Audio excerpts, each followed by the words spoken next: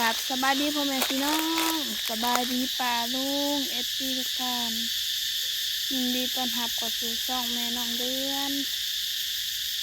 มื้อนี้เนาะมาหาอยู่หากินมาหาเยื่องแมงจักจั่นนางจักจั่นพี่น้องหรือว่าแมงหัวหย่อนเนาะลายขู่ลายคนก็เอิ้นบ่คือกันนี่มันสิอยู่แบบนี้เนาะมันไต่ขึ้นมาระดับหนึ่งพี่น้องจ้าแล้วมันก็สิหล่อขาบเดี๋ยวแม่น้องเดือนสิหาเยื่องให้เบิ่งหลายโตแน่เลย4-5 โตนี่แหละเดี๋ยวรอรุ่นไปเบิ่งน้ำกันอีกว่าสิได้หรือสิบ่ได้เมื่อนี้เนาะคนเยื่องหลายพวกไฟหุ่งผู้น้ำปลาพวก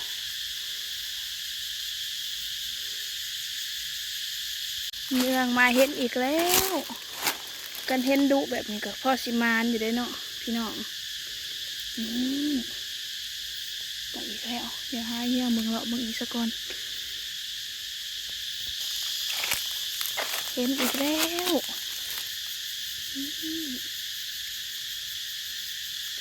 มันเด้อ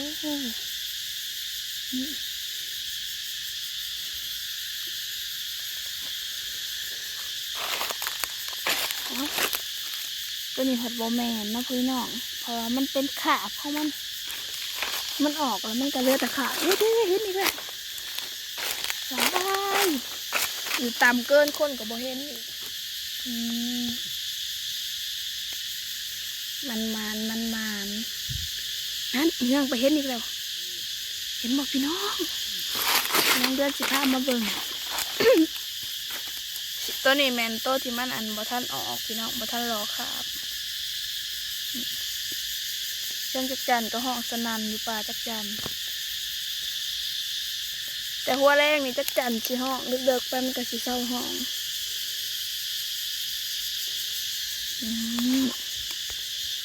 หันหลังมาประเทศอีกแล้วเห็นดุในนี้มันกระขักเลยเนาะพี่น้องมันใช้เบิ่งขางนะมีกลางปีคักพี่น้องเลยว้ายแนมไปเห็นอยู่เลยปะหนึ่งพี่น้องเดี๋ยวแม่น้องเดินสิพาไปเบิ่ง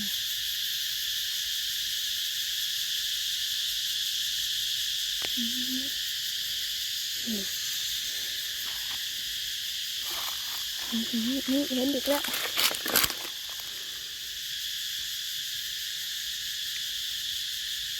เก็บนางแบบนี้สิเก็บใส่น้ำเกลือถ้าบ่ใส่น้ำเกลือแล้วมันสีดำพี่น้องเลยเผื่อหอนมืออื่นเศร้าแต่ถ้าบ่ใส่น้ำเนาะโตมันก็สีแข็งอีกถ้าต้องใส่น้ำเกลือนำเสียงคนห้องก็จะนั่นอยู่ป่าจักจั่นเดี๋ยวคอยเยื่องไปนำกันไปเยื่องมากเห็นอีกแล้วโอ้ยมันอยู่คนเดียวเหมือนป่าบ้านเฮาเนาะ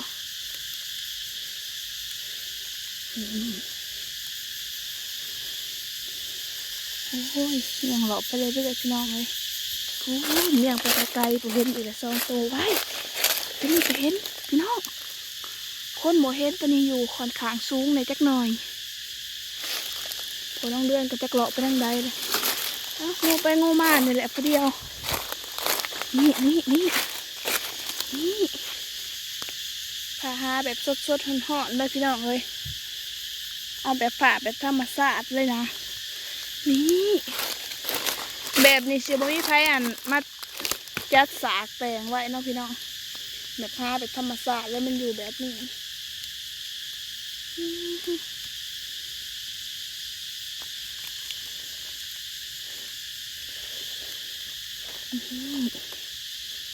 ไม่น้องเดือนเกือบเตะอันต้นที่มันอยู่พี่น้องเลยเกือบตกกบลงไปเห็นสีเหลืองๆตอบแสงไฟแบบโตแบบนี้นะสิหายากสุดโตกลางปีนะสิเห็นง่ายเนาะคะแนนไปไกลๆก็สิเห็นแต่ตัวนี้นะสิหายากสุดแต่ตัวนี้นะแสบกว่าเนาะแสบกว่าตัวเป็นนางก็ขึ้นอยู่กับผู้หมากคือว่าเลยเนาะพี่น้องกล้วยมาเห็นดิแล้วว้ายมันนี่พี่น้อง1 ตัว 2 โตเอ้ยอยู่ฝุ่นก็เห็นพี่น้องเดี๋ยวเขาเก็บ2 โตนี่ก่อนโอ้ย2 โตเดี๋ยวพาไปเก็บอยู่หันอีกแนมปลาเห็นนี่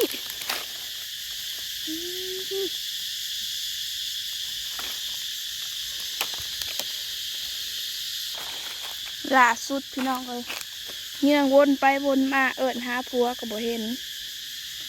สงสัยสิลงกลุ่มแล้วถิ่มเมียแล้วจักสิหาผัวอยู่ไสบัดนี้พี่น้องเลยจักบุญเพ่งอยู่ไสถิ่มเมียแล้วหนึ่ง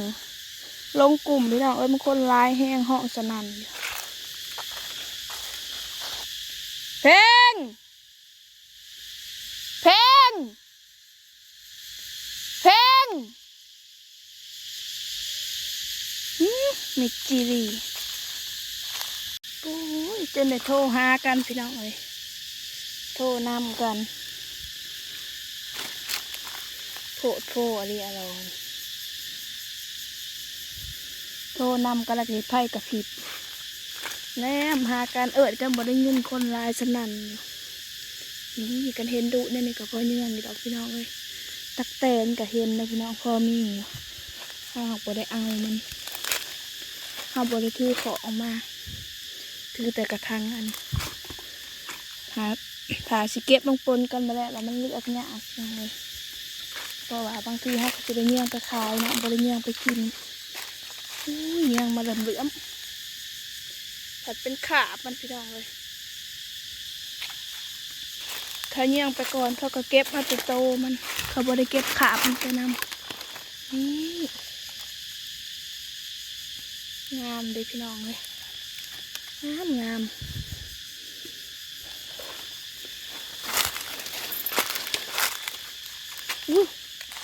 ตะแตนใหญ่ปกรถ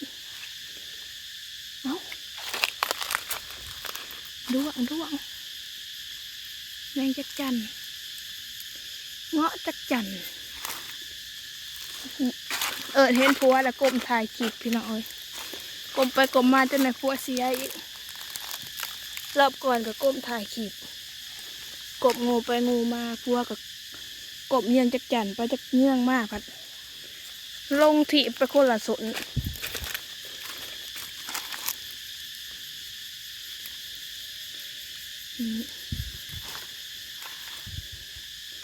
มันอันออกมันจับต้นไม้ใหญ่ออกอะหมดมันหอมหมดก็มาตอมกินก่อนบางตัวบ่ท่านอะไรแข็งพี่น้องเอ้ยหมดกินสักกินก่อน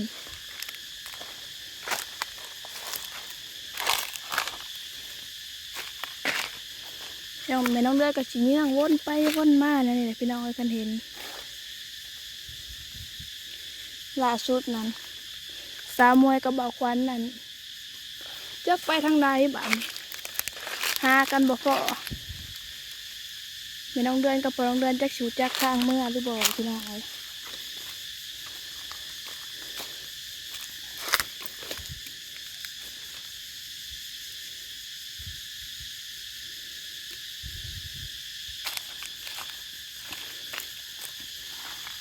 มานำกันสาวมวยกระบอกควันนะ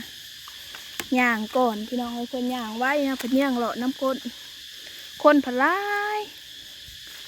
คนน่ะเป็น4-50เขามาทำอีทนะแม่งเดือนบริถ่ายคลิปมาแล้วรถเชียงก็สนั่นวันไว้รถขู่พวกเมียพวกรถเสียพี่น้องเลยเฮาเสียบ่หรือเขาเสียหากันบ่พอล่าสุดหาพวกบ่เห็นอีกแล้ว กลางคืนพี่น้องเลยเฮ้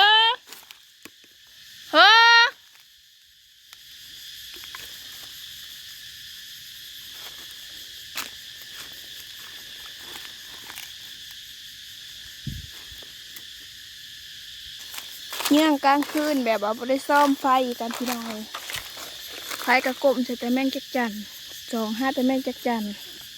เฮิงแงนหนาขึ้นแน่พาไฟกันกับบ่เห็นเลยเพราะว่าไฟมันลายแห้งเนาะมันมีแต่ไฟเฮา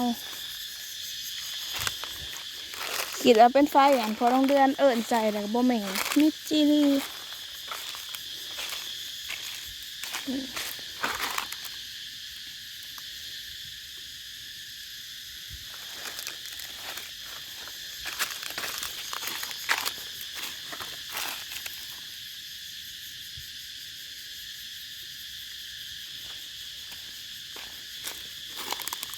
อย่างมั่งไปใส่ขีดไฟผัว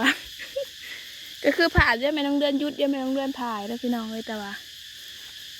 มันอันกลางคืนเนาะก็สิบ่เห็นจังหวะแม่น้องเดือนยุดมื้อเถื่อก็ยุดอย่างไปโดนเติดจังได้ถ่าย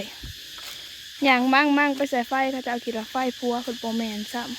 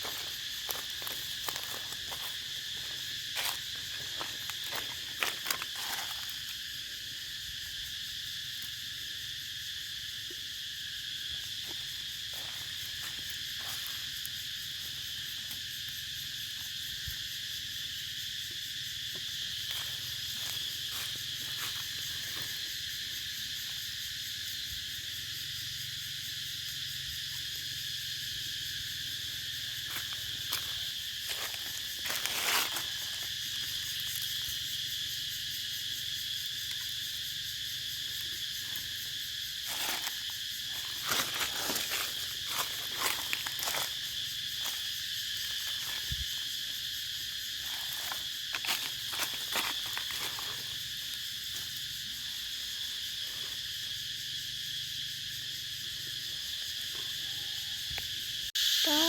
ดพี่น้องเลยไฟคนเห็นบอกพี่น้องโคตรโผไฟคนลายอันนี้อร่อยโคตรไฟคนเนื้อหุ่มโคตร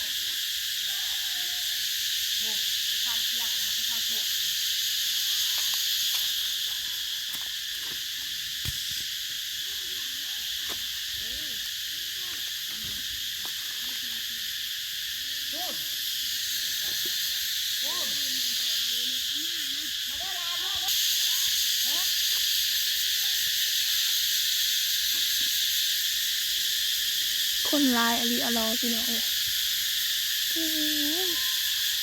นำหาสาวมวยโทรหากันพี่น้องจนได้เห็นเฮ้อ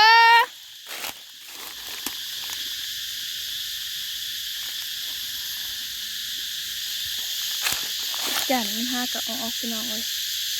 แล้วมันออกแต่หัวแรงก็เป็นนางนะเขาเก็บไปเบิดเลยอันนี้มันออกรอบเด็กมันบอกให้อะไรอันเราขาดซ้ำ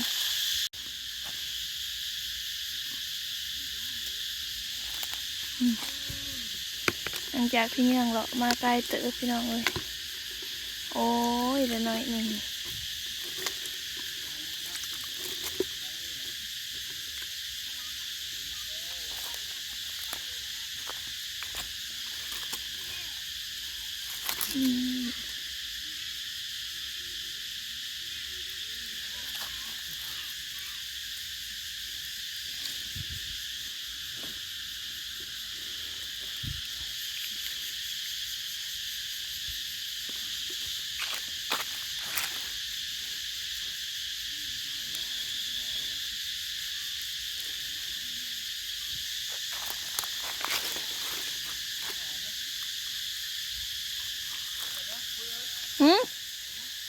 เข้าไปแล้วว้าพี่น้องเลยเหี่ยวจักจันจนเปียกสำน้ำพลป้าหน่อยจะหาปุบเต็บฮะไม่ใส่ของเดือนมาเห็นอยู่เลย2 ตัวค่ะเอาไปใส่ตัวนึงนี่ตัวบ้าใหญ่เลยตัวนี้เฮ้อจ้าโอ้โหกู 2 โตพี่น้องเอ้ย นี่ เป็นมื้อนั่นแหละใช่ ดูสิ นี่พี่น้องของคนของเดือนคันเฮาแช่น้ำไว้นั่นนี่มันสิงามตลอดเวลาพี่น้องเอ้ยจนฮอดมื้อเช้าของปลามวยผู้เดียวนะจนว่าเศร้าบ่ขึ้นจนขี่นะ อันนั้นใดของเฮาคือโจกใช่ซะ 2 คนพี่น้องเอ้ยไหนบ่3 ขีดปลามวยผู้เดียวนะประมาณ6 ขีดเลยพี่น้องเอ้ย